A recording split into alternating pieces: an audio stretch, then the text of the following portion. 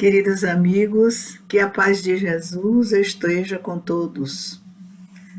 Que essa paz, ela se espraie pelo nosso grupo espírita, Casa de Guará, aqui em Itabuna, na Bahia, que envolva a nossa cidade, que envolva nosso país, né, que nos envolva a todos, como seres cósmicos que nós somos, sintonizados com o amor de Deus. Então, mais uma vez, estamos aqui com o capítulo 28 de O Livro Vidas Secas. É esse livro que nós trabalhamos. Ou Vidas Vazias, Vidas Secas. Vidas vazias são também vidas secas. E a Joana, nesse capítulo, vai nos ensinar como é que nós terminamos sintonizando, não com o amor de Deus, mas sintonizando com essas vidas secas. Portanto, vidas vazias. Nós vamos fazer um caminho, né, a partir das narrativas de Joana, a partir das construções conceituais que ela traz, né, nesse texto chamado de Dias Venturosos. Então vamos fazer a nossa oração e pedir a Jesus que nos envolva a todos enquanto humanidade terrestre aqui na Terra. Essa vai ser uma noite feliz, que nós vamos aprender muita coisa a mais com o pensamento da nossa professora, amiga e irmã Joana de Ângeles. Pai nosso que estás nos céus, santificado seja o vosso nome. Venha a nós, Senhor, o vosso reino. Seja feita a vossa vontade, assim na terra como no céu. O pão nosso de cada dia dai-nos hoje, Jesus. Perdoai as nossas ofensas, assim como nós perdoamos a quem nos tem ofendido. Não nos deixeis cair em tentação, mas livrai-nos, Jesus, de todo o mal. Que assim seja. Então, meus queridos, vamos começar decifrando o título do livro, né? Porque o título do capítulo é Dias Venturosos. Mas a nossa Joana de Ângeles, para nos explicar que dias venturosos são esses, ela percorre um longo caminho da história da humanidade para chegar agora, no século XXI, e fazer um panorama. Ela traz com algumas analogias, né? Ela utiliza de algumas metáforas para fazer com que a gente relembre esse momento que estamos vivendo, o que é que está sendo construído, o que é que estão os materialistas cínicos, como ela chama, querendo destinar à humanidade do planeta Terra. E vai nos mostrar o trabalho incessante de espíritos amigos que juntos, irmanados, vendo os perigos que a humanidade na Terra está sob ameaças medonhas desses perigos, porque nós podemos sintonizar com o mal por causa das nossas imperfeições. Eles estão lutando junto com aqueles trabalhadores que estão intrépidos, sem sair de seus postos, para então se tornarem servidores leais e honestos. Quando a nossa irmã fala de dias venturosos, a gente acha que ela vai discorrer sobre as benesses da vida, quanta coisa boa a gente tem recebido. Não. Ela diz o seguinte, fechando o livro, para matarmos a curiosidade por esses dias venturosos. Ela vai dizer que há um grupo grande de pessoas encarnadas e um grupo muito maior de espíritos amigos vindos de outras galáxias, de outros lugares, ou de outros sistemas solares aqui da nossa própria galáxia, que vêm dos perigos que nós estamos correndo. Quando eu digo nós estamos correndo, eu sempre lembro que nós moramos na casa de Jesus. Olhe que moradores tão contraditórios estão na casa de Jesus. E aí eu me lembrei Parece assim um lar onde moram tantas pessoas com desejos contraditórios, com religiões diferentes, com ideias que se chocam, um lar que está em constante desarmonia. Então, a casa de Jesus, que é o planeta Terra, se encontra nesses instantes, vivendo esses tormentos enormes que afetam a cultura, que afetam especificamente as virtudes morais que nós tentamos construir, mas que até agora, no rastro das nossas encarnações, a maioria de nós ainda não conseguiu. E que dias venturosos são esses? Ela diz o seguinte, que tornar esses dias venturosos para a humanidade feliz de amanhã é a tarefa desses espíritos amigos que vêm de Ório, que vêm de Sírios e que já fizeram também sua trajetória aqui na Terra e que estão em condições de nos amparar na loucura que nós estamos vivendo.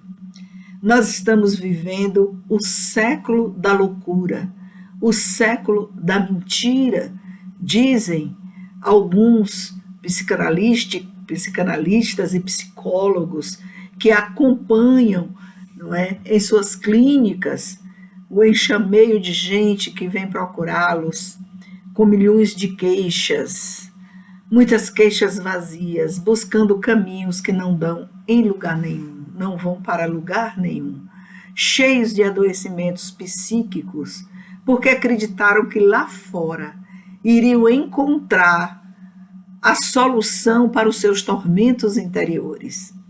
Então a nossa irmã Joana de Ângeles vai dizer a nós, logo na primeira sentença, que hoje são dias severos da evolução moral da humanidade. Dias severos. E quando nós vamos olhar a data de publicação desse livro, a data de publicação, o ano de publicação é 2020. Portanto, a nossa irmã Joana de Ângeles relata o panorama no qual nós estamos mergulhados. E a maioria de nós está, como ela disse, num barco à deriva sem destino, fazendo parte de uma horda, né, que se move desiludido, desesperado, procurando nas drogas, nos desvarios sexuais de toda ordem, procurando no enfrentamento à ordem para fazer a desordem, não é? A solução para os problemas internos. Que fantástica, Joana de Ângeles. Ela diz que a dor se generaliza por todos os lares, por toda parte. E se nós estamos acompanhando, não é, a parte do desenvolvimento da sociedade, o desenvolvimento da cultura, que nós estamos, na verdade, não nesse desenvolvimento, nós estamos vendo a destruição de culturas milenares, a destruição de marcos de cultura, que ela chama em outro capítulo.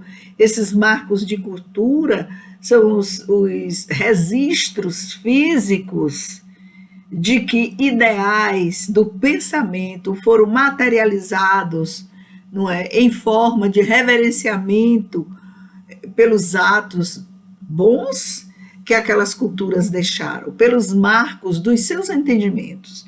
A partir desses marcos físicos, é possível fazer o mapa do pensamento daquelas civilizações do passado.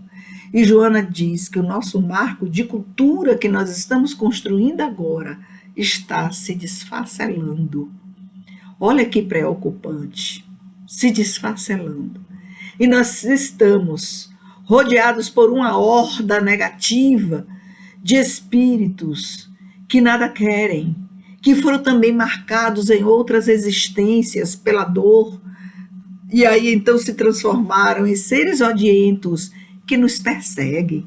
E todos os lugares onde aparecerem propostas de amor ao próximo seja um bom médico envolvido nas humanidades, seja um bom psicólogo ou psicanalista, seja qualquer desses da área da saúde, ou então empresários, ou então grupos religiosos que estão minorando o sofrimento das pessoas em necessidades desumanas, em vidas desumanas, todos estão sendo perseguidos, porque para eles, para essa horda de pessoas, o momento é de destruição. Eles querem apagar o nome de Jesus da face da terra.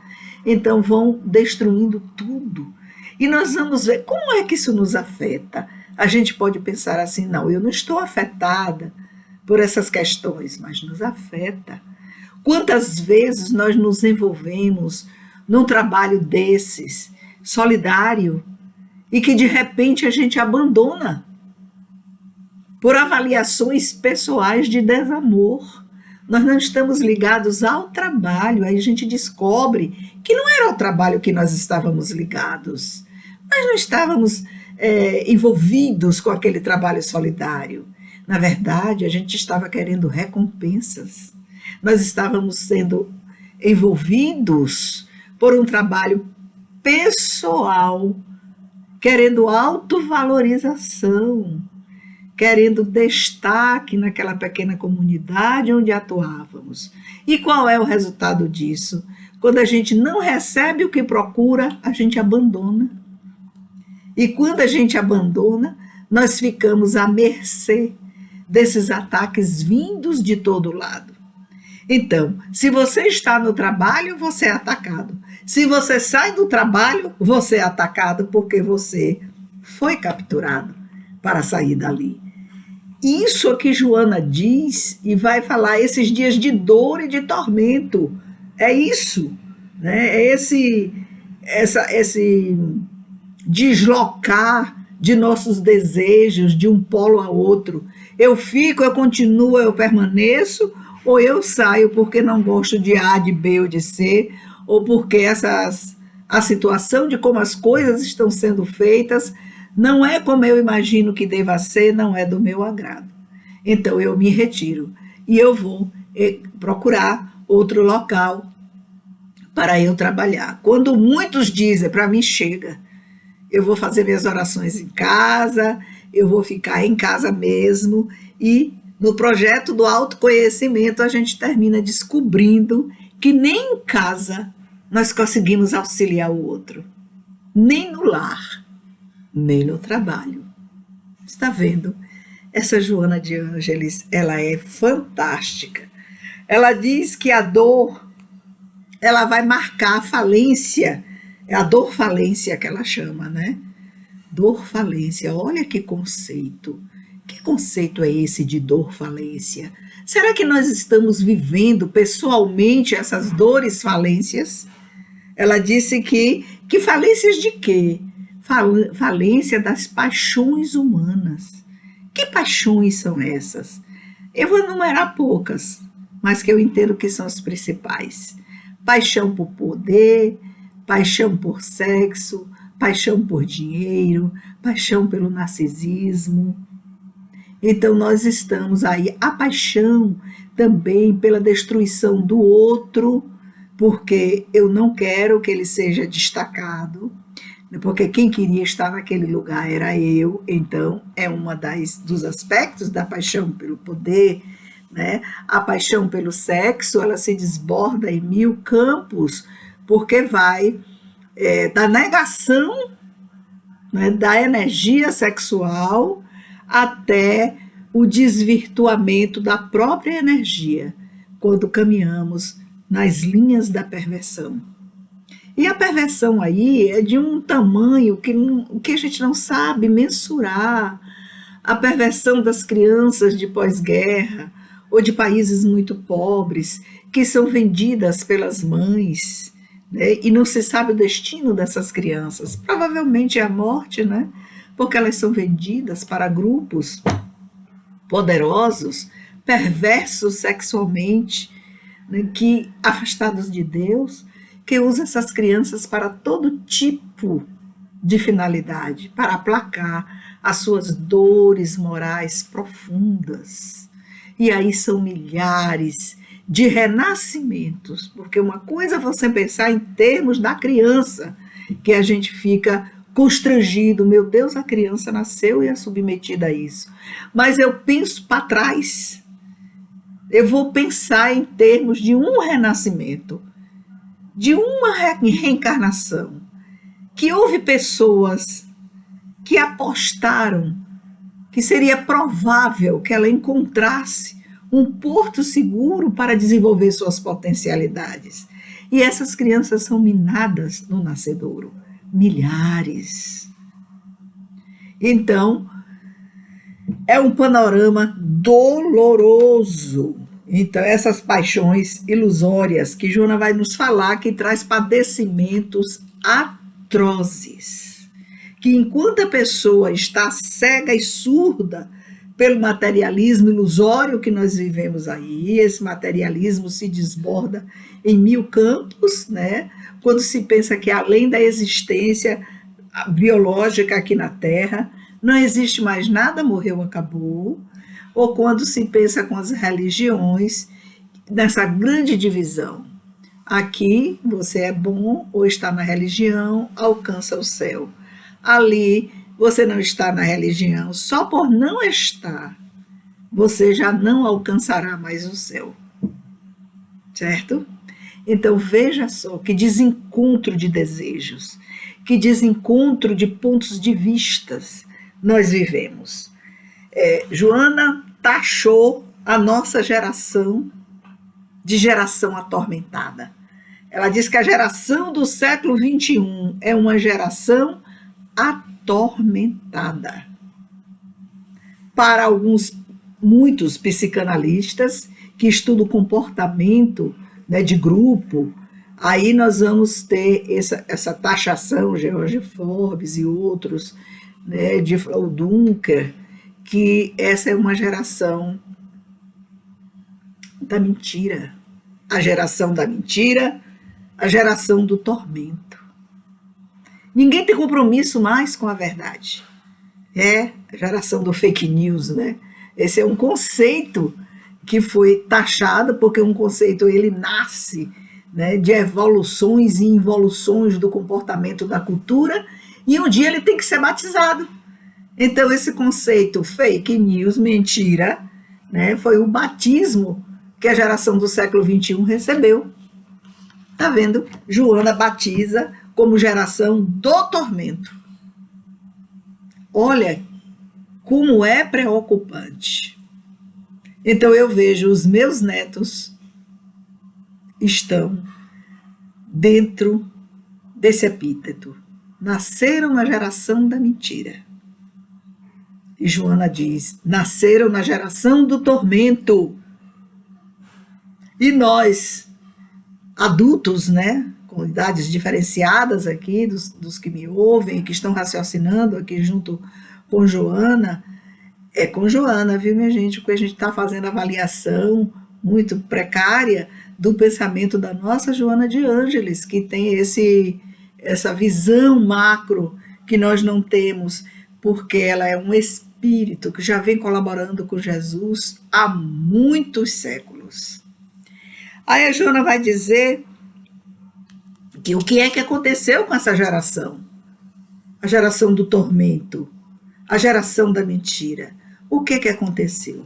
A Joana faz uma avaliação dizendo que essa geração anterior, cujas heranças, que é a geração do século XX, cujas heranças estão aí para o século XXI, buscaram fora todos os pontos de felicidade. Como foi que isso ocorreu? Ela vai explicar que é uma questão que está implicada dentro do próprio progresso, porque o progresso é uma força poderosa, Joana vai dizer.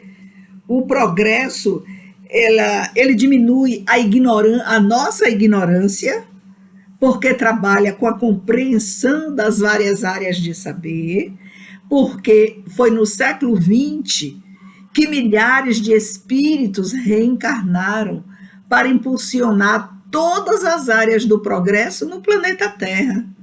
Nós não temos tempo aqui de fazer uma retrospectiva, não é? Mas quando nós pesquisamos, nós estudamos, nós sabemos como foi a vida depois de 1950, por exemplo. Não é? Antes disso, nós tivemos as duas grandes guerras mundiais, mas ao mesmo tempo espíritos estavam reencarnando, mostrando.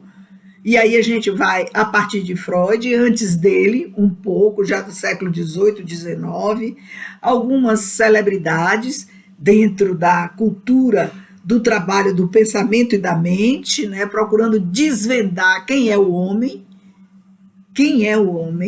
e aí nessa busca preocupada de saber quem é o ser humano, eles já começaram a fazer toda uma investigação, que Freud ele acata algumas orientações, ele vai desenvolver e vai mostrar que aquele inconsciente que antes foi pensado, foi dito, ele vai então procurar ver sobre os mecanismos desse inconsciente e dar esse mergulho para compreender que mecanismos são esses que levam as pessoas ao adoecimento. O Freud era médico, né, gente? Não vamos esquecer disso.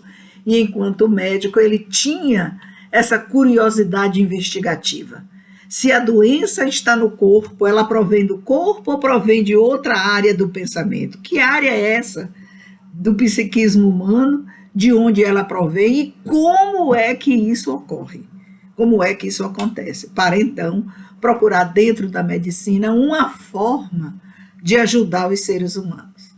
É verdade que ele foi um curioso, um investigador, um pesquisador fantástico, e assim sofreu também suas mazelas, né? Porque o Freud tinha câncer de palato, sofreu umas 33 cirurgias de palato, falava com dificuldade, e durante a Segunda Guerra, depois ele vai se mudar para a Inglaterra, e lá na Inglaterra ele trabalha até morrer.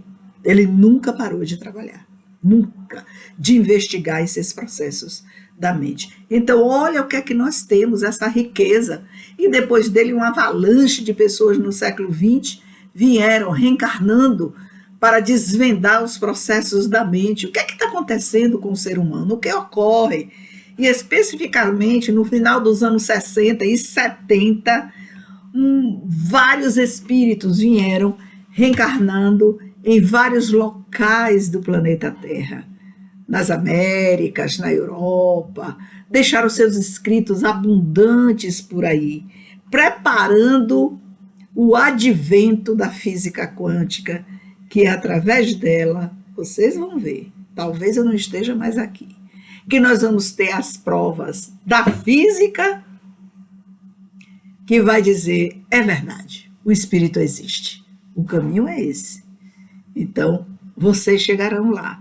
E eu ficarei vendo da além-vida, né? Lembrando do filme Sul, enquanto muitos estarão na pré-vida para reencarnar, eu já estarei na além-vida, e vocês que vão ficar aqui, né? Enfrentando os tormentos e a própria vida, depois a gente se encontra durante o sono e conversa sobre isso, ou outras coisas, se Deus permitir. Então, a Joana diz que tudo isso, esse progresso todo, ele veio trazer um aspecto negativo para as pessoas que não entenderam que o progresso ele vem como fruto do esforço humano para dar impulso àquelas gerações, para que as outras continuem, não é, desvendando e desbravando as várias áreas do conhecimento para trazer a felicidade, não a turbulência. Mas por que tem tanta gente destruída? Por que a cultura hoje se miscigenou a tal ponto de não haver um respeito pelo outro? Que é a falta de respeito pelo outro no seu modo de ser, na sua forma de agir, não é? que nós precisamos cultivar e uma solidariedade. Os embates e a agressividade, que é uma faceta ruim do progresso, né, que ocorreu, que nós acatamos, isso tem destruído alguns segmentos da sociedade, né, e todos ficam contaminados com a mesma coisa. Essa aquisição de fora, de parte do progresso, Joana disse que não aplacou as angústias, não é? O que a gente faz? Se eu estou triste, eu vou passear na rua, eu vou andar. Se eu estou triste e tenho dinheiro, eu passeio e compro. Porque aí eu vou aplacar a minha angústia interna, não é? Ou então, se eu estou triste e compro, eu nunca vou pensar que eu estou triste, eu vou comprar para dar. Isso aí já é um salto, né, de amadurecimento que a Joana diz. Mas eu estou triste e eu compro para satisfazer um buraco na alma. E o buraco nunca fecha. E o buraco nunca entra claridade. Porque para entrar claridade nesse buraco da alma, nós precisamos estar dispostos para o mergulho em nós mesmos. Então, esse progresso que a Joana fala, se por um lado diminuiu a ignorância, se por um lado clareou aquelas superstições, né, que nós tínhamos e crenças a respeito de muitos pontos de vista, por outro lado, ele veio trazer, não veio aplacar as angústias da alma, que são as nossas necessidades internas. Então, não existe modo mágico para aplacar as angústias da alma. Angústia da alma é necessidade interna. Angústia da alma vai promover as ansiedades. Por que eu estou ansioso? Não fique ansioso. Procure controlar esse estado de energia interna. Eu fico ansioso porque eu quero mágica. Não tem mágica. A vida é paciência. A vida é observação. A gente anda devagar. Alguns momentos tormentosos pelos quais passamos, especialmente nas famílias, a gente precisa ter discernimento e paciência para ir entendendo. E Joana vai falar que a questão dos pântanos, né, de cegueira espiritual em que nós estamos mergulhados, que pântanos de cegueira espiritual são esses e quem foi que ocasionou isso?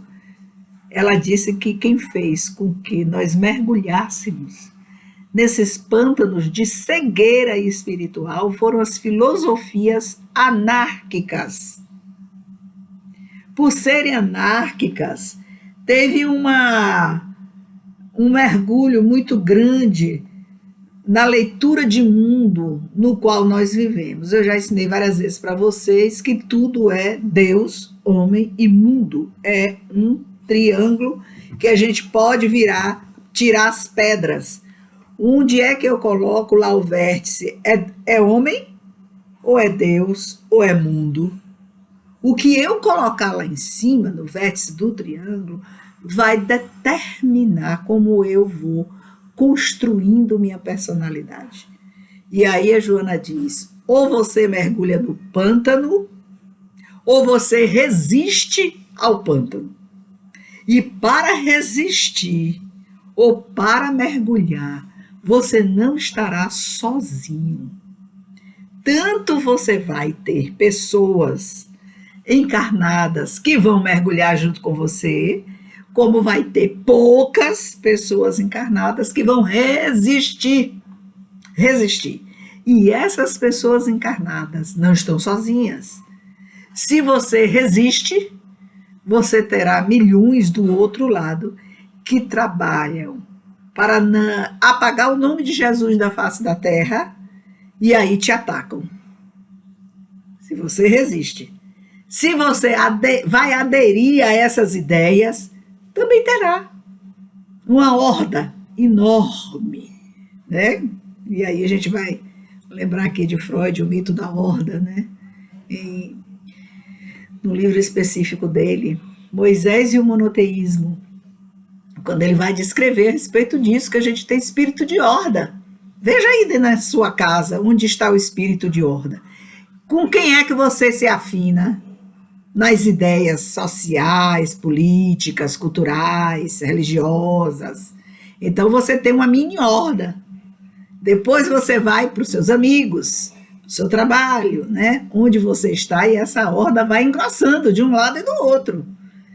E a Joana diz que horda só caminha com paixão. Paixão, não é compaixão, não. É essa energia interna que faz com que você vá defendendo e multiplicando aquela ideia, que pode ser positiva ou negativa. Em sendo positiva, resistência, resiliência. Em sendo negativa, pela cegueira espiritual, da dificuldade de ter discernimento, de enfrentar o que está aí você termina emborcando em algo que ela vai chamar dessas trevas densas, né? Ela usa essa palavra.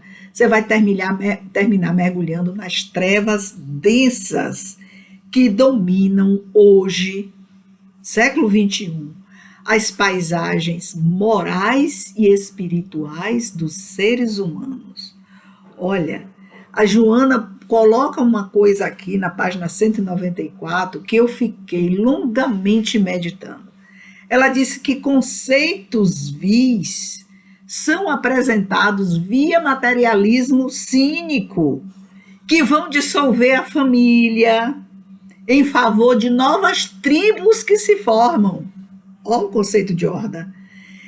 Novas tribos de dependentes de drogas consultivas e desvarios de conduta, e que essas hordas, essas tribos, terminam se juntando pelo mundo afora para imporem suas visões de mundo, mas eles estão teleguiados pelo mundo das sombras. E aí, raciocinem quem são essas pessoas que querem destruir o conceito de família. Se a família é o suporte para o reencarnante, o pai e a mãe são os suportes do reencarnante. E aí, devem ser os suportes, né? Que suporte é esse? De amor, de afeto, de carinho, de cuidados, para que o corpo não pereça. E para que a alma não pereça, o bebê tem que se sentir seguro e não abandonado, porque às vezes estão abandonados desde a gestação, quando não são mutilados desde a gestação, pelos processos da abortagem aí de todo tipo, quando são negados, não é? Às vezes as pessoas, existem mulheres que negam tanto essa questão da maternidade, que elas terminam criando em volta do seu aparelho reprodutor uma energia tão poderosa de bloqueio que elas não conseguem engravidar. Está lá no passado. Vê aí como era que tu pensava, como arrumava a vida. E depois, num dia lá qualquer, para frente, resolvem ser mães. E aí vamos fazer aquele trabalho, né, em busca da gestação, através dos métodos científicos que estão aí realmente para fazer uma correção no pensamento da pessoa, ou algumas realmente já reencarnam dentro do seu planejamento para não ter filhos biológicos, mas poderão acolher como madrinhas, né, ou padrinhos, né, muitas crianças que estão vindo ao mundo em condições muito precárias. Os recantos do Brasil estão aí para nos falar sobre isso. A África inteira grita seu grito de dor, pedindo amor. A Joana diz o seguinte, que nós vivemos o eterno retorno. Meu Deus, Querole, parece um retorno, parece existencial, o que nós estamos vivendo agora, com ameaças de guerra, que facultam as guerrilhas, os ódios domiciliares. Como estão os ódios domiciliares na sua família? Na nossa família? Vamos averiguar isso. Isso é um ponto importante de desamor, de implantação, de cisão nas ideias e na base da segurança, que é a afetividade. Como estão essas guerrilhas aí de ódios domiciliares, de ódios sociais, de países, de nações poderosas que querem trucidar vidas e culturas. Olha que coisa. Aí é onde ela vai falar do retorno existencial. Parece um retorno existencial ao primarismo da evolução antropológica. Quem gosta de antropologia, né, que está ali pesquisando como as coisas aconteceram, como foi o processo evolutivo do planeta Terra. E aí nós vamos ver, Joana diz que parece esse retorno. Eu lembrei de Nietzsche na hora, fui até lá dar uma olhadinha sobre esse conceito dele de eterno retorno. Porque aí nós poderíamos pegar o conceito de eterno retorno do Nietzsche e lembrar o seguinte: nós vivemos um eterno retorno. Quando é que a gente vive um eterno retorno? Nasce, volta para além vida. Estou brincando com o filme Sul para estimular vocês a assistirem. E aí, no retorno da além vida, vai para a pré-vida, porque precisa nascer de novo. Mas para nascer de novo, eu preciso de quê? Não tem um ninho me esperando aqui na terra, não, para eu nascer.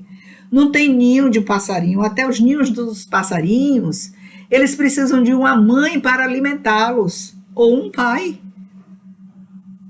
Tá vendo? Precisa de suporte. Eles precisam de segurança, tanto na alimentação no ninho, quanto no momento que já criaram asas e precisam voar. Então, alguém vai lhes ensinar a sair do ninho e a voar. No início, trôpego, depois, então, adquire a segurança e segue seu destino. Assim também é o ser humano. A Joana diz o seguinte, que esse eterno retorno, onde predominavam os instintos, parece que nós retornamos a eles. E ela vai mostrar no mundo essa quantidade de drogas que estão aí rolando, porque o século XXI, além do século da mentira, ele é também o século das drogas. Por que o século das drogas? Por causa de nossos buracos na alma. Então eu quero tampar os buracos consumindo droga para aplacar os instintos, para servir como um unguento que vai melhorar a ferida da alma, mas não vai curar. Não vai curar. Então, a Joana disse que esses são tempos de reparação dos comportamentos. Ela criou uma figura aqui, que é uma metáfora da natureza, que eu chamo, quando ela traz o conceito de vegetação de luz. Tão lindo, que coisa linda! Né? Nós estamos aqui para fazer a reparação dos comportamentos nefandos. Ela disse que florescem nesses rincões, lugares longínquos, putrefatos, bênçãos, e renascem nos terrenos vencidos pelas pragas e agressões, vegetação de luz, para que não desapareçam a bondade nem a benevolência. Quem são as pessoas que representam a vegetação de luz? Que renascem nas favelas, em condições terríveis, mas são almas iluminadas, que os espíritos amigos já nos apontaram em outras obras, que essas almas iluminadas advêm, né, de outros sistemas solares, como eu falei antes para vocês, de Sírios, de Órion e outros, no intuito de estarem solidários com a ideia de bem e de amor, de cumprimento de dever e com as questões morais que Jesus implantou aqui na Terra. Então, antes de Jesus, politeísmo. Depois de Jesus, as ideias maravilhosas desse ser de luz que nos tem ajudado sempre. Essa vegetação de luz são esses espíritos iluminados que estão aí lutando conosco para que a gente não desista, mas elas vai chamar a atenção. O que nós, essa vegetação de luz, que são esses espíritos iluminados, precisam vencer aquilo que ela chamou de onda de cinismo. É a geração da mentira, é a geração do cinismo. Está vendo quantos epítetos para colocar em nossa geração? Que coisa, não é? Ela diz que noites, muitas noites de inquietações, nós estamos vivendo. Muitas. Mas que a voz de Jesus ressoa, né, em todo o planeta Terra e vem renovar as nossas esperanças. Então, essa clara madrugada de renovação, ela já está aí. E essa clara madrugada de renovação é esse retorno dos imortais que vem para sustentar os servidores cansados, que enfrentam todos os dias. Olha, gente, não dá um minuto de sossego. São todos os dias com permanentes desafios. São coisas tão estranhas que acontecem todo dia que eu fico assim: meu Jesus, dá-me forças para o dia de hoje, para que tudo o que ocorra eu possa enfrentar com paciência, discernimento e amor, para que a irritação não tome conta de mim, a raiva não me solape, e eu não caia nessas armadilhas minhas mesmas e me afaste do mal. Jesus, e a Joana vai nos dar um conselho muito grande: não sintonize com o mal. O convite dela é que nós precisamos superar as fantasias de nossa mente.